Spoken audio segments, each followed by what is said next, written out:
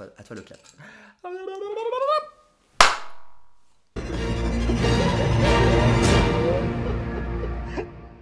Je m'appelle Mini Majesté. Et je suis Diamanda Calas. Et bienvenue dans un nouvel épisode de... C'est l'heure de 15. Yeah. Pourquoi autant de talent pendant cette présentation? Parce qu'on va parler du talent. Du talent et d'un sujet d'actualité. C'est l'actualité. C'est ça. Non pas les punaises de lit. Non, ça c'est plus d'actualité car nous avons toutes et tous de la terre de Diatomée maintenant chez nous. J'en ai pas, mais it's ok. Je m'en fais. Tout va bien. Donc nous allons parler de la Star Academy. Star Academy, émission cultissime des années 2000 en France, qui revient pour sa 10e saison. Et allez, ça commence. Ici Minima en post-prod. Ce n'est pas la 10e, mais la 11e saison cette année. La Star Academy. Moi, quand j'étais petit, je regardais religieusement. Je veux bien croire, c'était quand même l'âge d'or des téléréalités. On est en 2001. Loft Story vient de se terminer. Popstar, pardon, vient de... Elle n'aime pas Popstar. Popstar qui revient aussi d'ailleurs. Hein. Alors, je comprends les revivals, tout ça, mais laissons le passé dans le passé. Tu crois? Mais pas avec la Star Academy, visiblement. Mais savais-tu que la Star Academy ne devait pas s'appeler Star Academy à la base? Non. Veux-tu savoir comment ça s'appelait? Est-ce que tu as appris ça sur la page Wikipédia sur l'ordinateur qui est juste là? Absolument, et j'ai déjà oublié. Ça s'appelait Star Maker, le faiseur de vedettes. Ah, j'allais dire qu'au Québec, ça devait s'appeler l'Académie des vedettes. La Starac. La Star Academy. Quel est le principe? Alors, dans la Star Academy, nous allons convier de très jeunes gens. Oui. Alors moi, je me souviens, parce que évidemment, quand je regardais cette émission, en tant que bébé chanteur local, je rêvais de gloire et de fame, mais il fallait avoir 16 ans pour apply. Donc, il y avait vraiment de très jeunes adultes. Oui, et donc toi, en 2001, tu n'avais pas encore 16 ans. Non, j'avais pas encore 16 ans, donc je me suis rabattu sur Graines de Star. Alors, je vais vous raconter l'histoire parce qu'elle est un peu floue. Oui. J'envoie une cassette vidéo de moi en train de chanter La mémoire d'Abraham de Céline Dion dans la MJC du coin. J'envoie un exemplaire à ma grand-mère et un exemplaire à Graines de Star. Ma grand-mère n'ayant aucune influence dans le milieu de la musique. Elle n'en a rien fait du tout à part le regarder de temps en temps. Graines de Star a su quoi faire de cette vidéo et Graines de Star me rappelle « Allô, allô, on voudrait parler au papa de bip » parce que mon nom civil n'a pas grand intérêt. On s'en fout. Et donc, ils disent « Salut, salut, c'est Graines de Star, on est intéressé par votre gamin, s'il vous plaît, venez à Paris pour passer un casting. » Venez à Paris à vos frais. Nous, on roule pas spécialement sur l'or, donc du coup, on se dit, bon, c'est quoi, on va le faire. Quand même. Mais on espère que si t'es pris dans l'émission, ils paieront les billets, parce que ça va 2 minutes. Oui, parce que d'aller du sud de la France à Paris... Ah ouais, Toulouse-Paris à l'époque, déjà, il faut passer par la gare d'Austerlitz, donc on est sur 7 heures de train. Oui, c'est le corail qui, pour les Toulousains et Toulousaines, est appelé le train de l'enfer, car il traverse toute la France, il passe par des villes de l'enfer telles Cahors. que... Cahors, absolument. Brive-la-Gaillarde. J'en étais où? Oui, donc on va à Paris. Je vais passer le casting. Et donc il y a plein de jeunes gens qui viennent chanter une chanson. Je dois remplir un questionnaire sur lequel il y a marqué « Quel est ton péché mignon ?» J'ai 12 ans. Hein. Ouais. Tu réponds la barbe à papa, quoi. Enfin... Non, j'ai répondu les chips. C'est bizarre, non? J'aime bien les chips, mais ça me réveille pas la nuit, quoi. Ah oui, et puis on est dans les années 2000. Ouais, donc il existe les chips à la patate. Et ouais, voilà, c'est ça, c'est les chips à la patate. Il n'y a pas encore les chips à l'oignon de Roscoff. Moi, j'ai goûté récemment les chips à la raclette. Alors, moi, non, parce que du coup, cauchemar la nuit. Oui. Raclette. Mais par contre, oui, c'est un grand jeu chez Madame Arthur. On rapporte toujours des chips à goût. Est-ce que tu as goûté les chips cerises, là? Mais non, parce que c'est aussi aux brebis. Et au fromage de brebis. Ouais, mais tu sais, il y a chips pas... au fromage, ça fait puer des doigts. Moi, ça me gêne. Bref. On est à Paris. Je passe le... tac, paf. Je vais chanter L'envie d'aimer de... La Rousseau. Non. Laisse-moi deviner. Oui. C'est une femme qui chante. Non, c'est... alors, il y a plusieurs personnes qui chantent parce que c'est dans une... Compilation. Opérative. Mehdi musicale. C'était chanté dans une coopérative locale qui milite pour le circuit court. Et oui, c'est quand même les années 2000. Hein. Laisse-moi deviner alors. Notre-Dame de Paris. Non. Roméo et Juliette. Non, l'autre. Attends, il y a dans le... Les dieux du stade. Les dieux du stade. Non. Les 10 commandements. Oui, voilà. Lady Commandment. Ah mais oui, c'est ça. On fait l'amour, on fait la vie. Non, ça c'est Roméo et Juliette, elle m'énerve. Elle m'énerve. Tu sais que j'ai passé un casting il y a pas longtemps pour la nouvelle version de Roméo et Juliette. Ouais. Je te verrai tellement en Roméo. Non, mais c'était pas pour Roméo, c'était pour Tybalt. Voilà. Mais on m'a dit que j'avais la voix trop aiguë et que je pourrais éventuellement faire Mercutio. Mais il était déjà casté. Ce sont des personnages que je ne connais absolument pas, quoi. Oh non, mais quand même, il faut regarder Roméo plus Juliette. C'est le film dans lequel Ah mais oui. Leonardo DiCaprio est le plus sexy. Ah bah, en c'est fait, pas Titanic. Non mais je sais, C'est Roméo plus. c'est pour ça que j'impliquais que je voulais que tu sois Roméo, parce que pour moi, le seul truc que je connais de Roméo et Juliette, c'est Roméo plus Juliette. Et bien évidemment, en tant que bel homosexuel que je suis, je sais juste que c'est Leonardo DiCaprio et la zouze. Claire Danes. Ça me dit quelque chose. Voilà. Ok. Qui a joué après dans... Grey's Anatomy. Probablement. Donc, passe le casting par là, un peu de temps se passe et là l'émission rappelle en disant bah en fait on voudrait vous proposer de venir dans une émission spéciale où il y a 100 personnes dans le public et il y en a 5 qui sont tirés au sort pour chanter dans l'émission. Vous venez à vos frais. Ouais non, au bout d'un moment c'est pas Mes possible, parents quoi. ils ont dit 1. Ah, Ensuite ils ont rappelé pour une spéciale Laurie. Mes parents ils ont dit t'es vraiment sûr de vouloir faire ça. Ensuite ils ont rappelé pour une spéciale famille. purée, ils te voulaient, hein. Bah non mais ils voulaient que dans les trucs spéciaux un peu oui. chelous. Spéciale famille, ma mère elle m'a dit je vais pas aller jouer du saxophone, elle jouait à l'époque. Le frère à la guitare et tout. Non, ça on le fera certainement pas. Au bout d'un moment ils ont arrêté d'appeler et mes parents ont dit tu sais quoi, c'est mieux comme ça. Reste à la MJC. Reste à la MJC, tu as le temps. On en est toujours au principe de Star Academy. Tout à fait. Non mais donc, le principe étant, enfermons des jeunes gens dans un château, mais pas n'importe quel château, le château de Damary-Lélis. Exactement, Damary-Lélis. On les voyait ne pas téléphoner à leurs proches, mais on les voyait surtout prendre des cours de choses. Car le but étant de prendre des cours Oui, pour Parce devenir une une vedette. une star Ouais. de l'académie, Oui, voilà. du château. La plus grande star de l'académie. Parce que est-ce qu'à la base, donc à la base, les gens sont un peu mauvais parce que le but c'est qu'ils s'améliorent, ou est-ce qu'il y a quand même déjà un petit peu du potentiel? Bah, je pense qu'il y en a 2-3 qui ont du potentiel, il y en a 2-3 qui en ont pas du tout. On se rappelle avec affection de Georges Alain. Ouais. Et de Jean-Pascal. Jean-Pascal, aussi. Ouais, tous Jean-Pascal. les noms composés avaient mauvaise Ouais, presse là-bas, ouais. de toute façon. Et donc, on leur apprend à chanter avec Armand Altaï. Quand j'avais un magazine, Cette ancienne vie, j'ai voulu faire une interview D'Armand Altaï. Armand Altaï. Ouais, donc du coup, on a passé l'après-midi à se promener. Avec Elle Armand était à Altaï. mon bras, oui, dans le jardin des plantes. Et du coup, elle me racontait sa life et tout ça.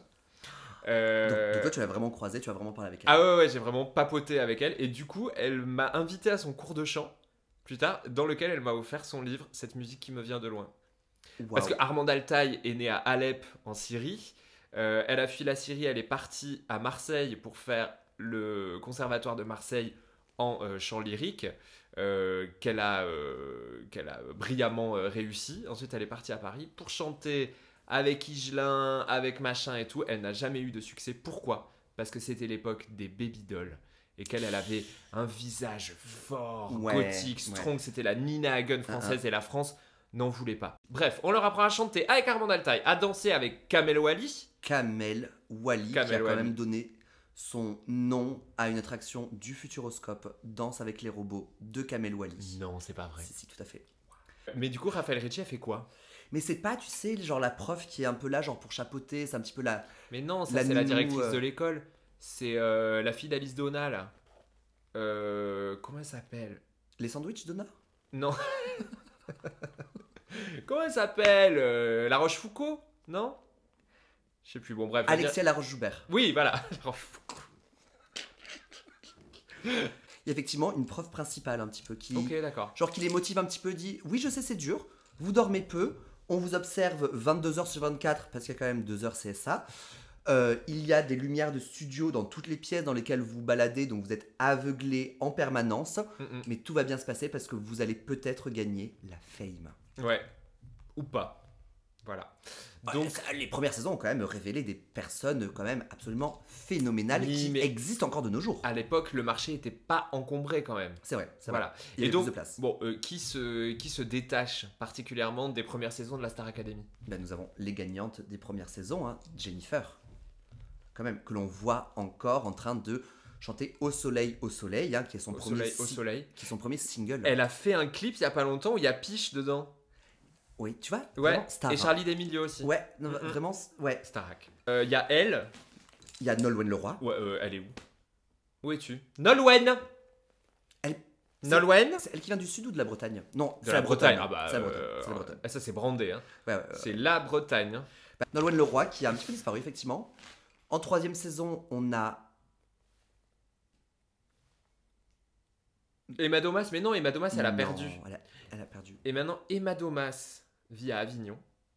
En Avignon. Et... Elle vient vous voir quand vous descendez? Non, en fait, elle est mariée avec le mec qui tient un bar là-bas qui s'appelle le Delirium, dans lequel il y a plein de soirées. Et dans lequel il y a des spectacles aussi, dont le spectacle des 12 Travelots, dans lequel il y a Claude... Non, tais-toi, c'est pas ça. Dans lequel... Non, il y a Claude et la biche de Madame Arthur. Mais oui, et Rita. Mais leur compagnie s'appelle les 12 Travelots d'Hercule, non? Mais non, les 12 Travelots. Juste... Ah oui, c'est peut-être les 12 Travelots d'Hercule. Mais oui.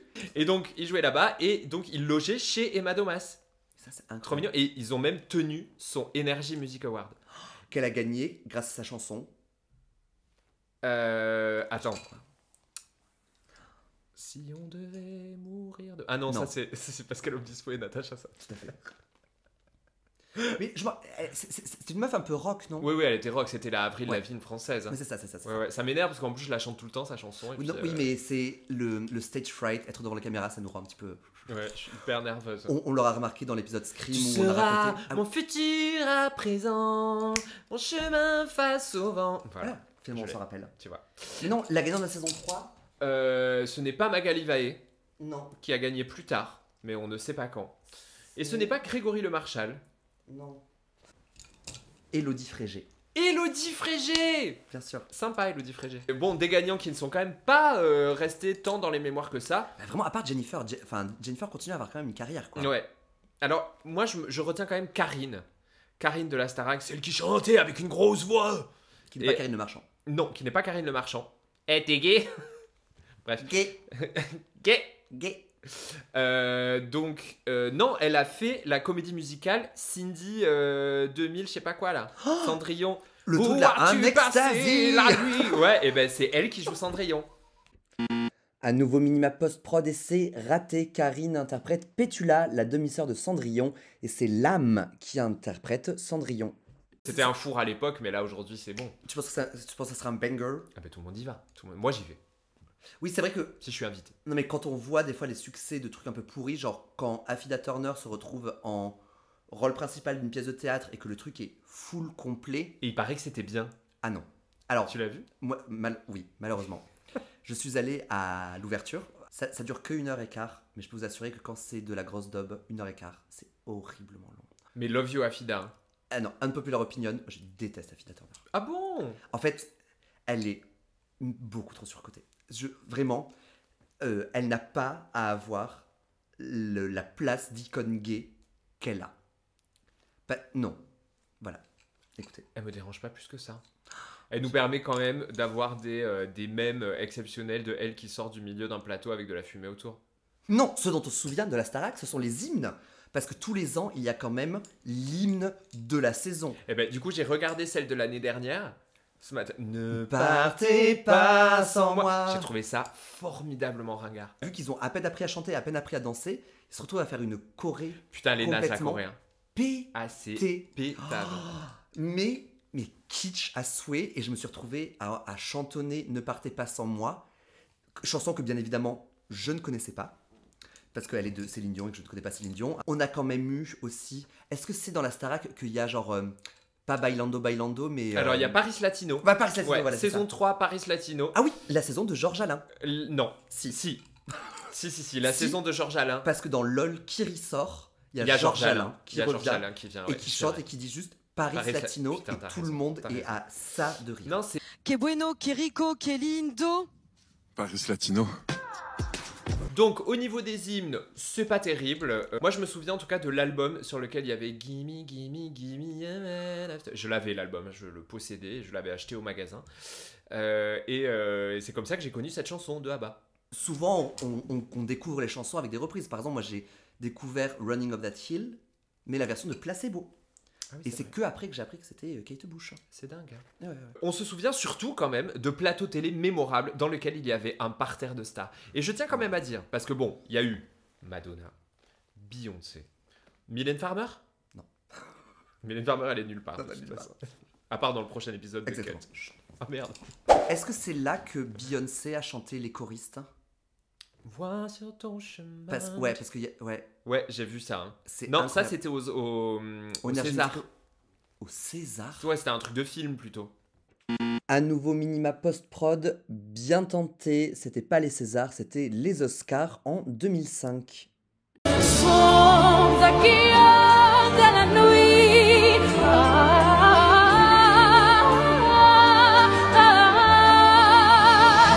Alors, un élève quand même que moi c'est Jérémy de la Starac. Jérémy de la Starac est un émo, à l'époque en tout cas, qui doit avoir 17 ans. Il présente un truc mémorable sur la chanson Sexe de Damien Saez. Et moi homosexuel pour moi. Évidemment après, Jérémy Châtelain a fini par épouser Alizée. Mais oui. Et avoir des enfants avec elle. Je connais cette histoire. Ils ne sont plus ensemble. Je connais Et- cette histoire. Dernier fun fact. Il est homosexuel. Non. Ah. Il n'est pas homosexuel. Par contre, il est le producteur de l'album de Lucky Love. Non. Ouais. C'est lui qui a Si vous ne c'est connaissez Jérém pas- de la Starac. Si vous ne connaissez pas Lucky Love, connaissez. Oui. C'est un magnifique Voilà. chanteur qui, lui, est homosexuel. Oui, tout à fait. C'est la fin de cet épisode. Oui, c'est la fin parce qu'on a déjà tourné plus de 30 minutes et que ça suffit. On a déjà dit plein de choses. Ah ouais. Et Ouais. si vous voulez en savoir un peu plus sur la Starac, rendez-vous ce vendredi en prime time sur TF1. Minima de post-prod à nouveau pour du fact-checking. Les primes de la Starac, c'est les samedis et non pas les vendredis. Merci Ok. beaucoup Diamanda. Bah, merci à toi, Mini Avec Majesté. plaisir. On se retrouve dans 5 minutes. Ouais, et pour vous, la semaine prochaine. Bye.